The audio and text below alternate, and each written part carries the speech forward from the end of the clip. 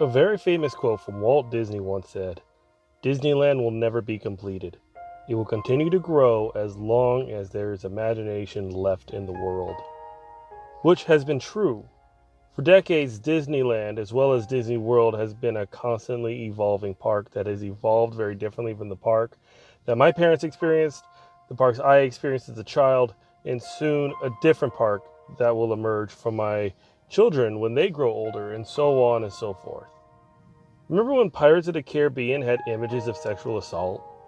I often wonder in the days of Twitter if old boomers would get mad at the eventual change and say, "This is what Walt wanted!" when in fact Walt knew the ride was outdated the second they were building it. However, in 2021, we have endured a pandemic and the rise of a lot of awareness towards minorities, especially towards African Americans, the Latinos, and the Asian American communities. The move to diversity in the Disney community towards acceptance of all races has made some gains, but we still have a long journey ahead. That is, until April 23rd, 2021, when a tired old boomer, unaware of America's slow progress to racial equality since the Civil Rights Act of 1965, wrote a piece to the Orlando Sentinel that wokeness has ruined his experience at Walt Disney World. I can only assume that he wrote this article with a giant Trump flag waving against the wind outside of his door, or Tucker Carlson playing quietly in the background while his fingers clicked and clacked against the keyboard, angrily as he revisits Derek Chauvin's guilty plea, and as he reached deeper inside his bag of Cheetos for another angry bite. But I digress. I really want to look into this piece and dissect his argument one by one. Trader Sam's imagery of the Black Sambo, a stereotype of African Americans as native bush people, has been problematic since its introduction. It's heartbreaking as an African American who came from a long line of African American men and women riding a ride that the family can ride, only to see a representation of myself as a caricature and a joke for the amusement of the family that thinks very little of my representation.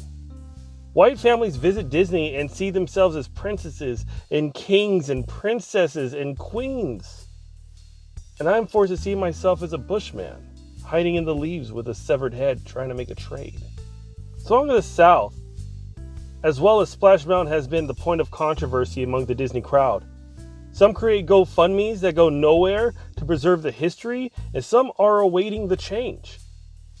In 1879, Joel Chandler Harris took the stories told to him by slaves that worked in a nearby plantation and turned them into books, led by his character that was often used as his own avatar to promote his feelings towards African Americans named Uncle Remus.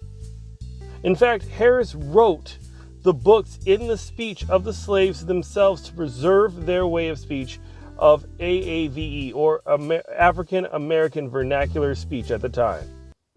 And at the same time, Walt Disney, frustrated after seeing Gone with the Wind, wanted his own Gone with the Wind. With the estate of Harris, he gained the rights for his characters and created Song of the South, a highly racist movie where a boy befriends Uncle Remus, whose only sole purpose is to care for this young boy and make the white family happy while he tells tales of Brer Rabbit, Brer Fox, and Brer Bear. Stories that were completely stolen by Harris, by the African Americans that told him the stories with zero credit. Years later, they created Splash Mountain. Themed after Song of the South, it incorporates many of the stories that were directly lifted by Harris from African Americans. But you cannot have Splash Mountain without Joel Chandler Harris and the two coexisting entirely. Riding this ride, I cannot help but to feel the frustration and the pain of the families of the African Americans that passed this story down from generation to generation and generation, and they're lost now. They lost the revenue of the books written, the movies created, and the years of the ride's operation. We don't get that. I also feel the pain when I'm standing in line and hearing the family in front of me laughing about the tar baby and speaking in a fake AAVE accent. It does not make me feel welcome in a park that does not welcome me.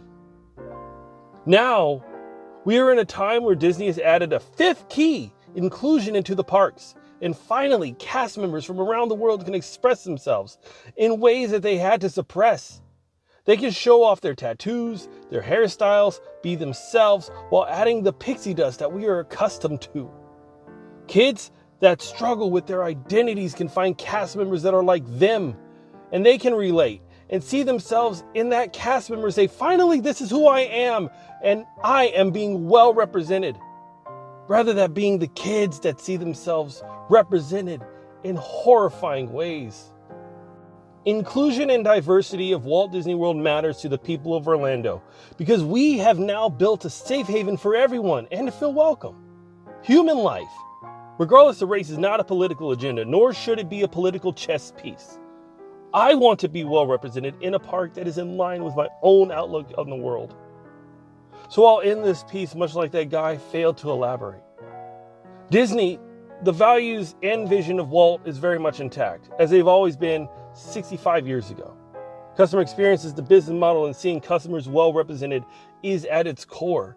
Immersion, inclusion, and diversity should not be thrown away for the sake of a crowd that wants to cling to a lifestyle that, due to their malice and anger towards a group of people, has led us to the landscape that we experience today. Thank you so much for watching this. I appreciate it. This was my letter to the editor. It was never published, so I'm releasing it on YouTube. This is exactly how it was written. This is the original draft. This is my angry draft. So if you like this, please let me know. Share it. Share this video however you share it. But give me a like, give me a subscribe, anything. We need to see more diversity in these Disney parks. And I'm tired of being represented in porn. Thanks for watching. Educate yourself.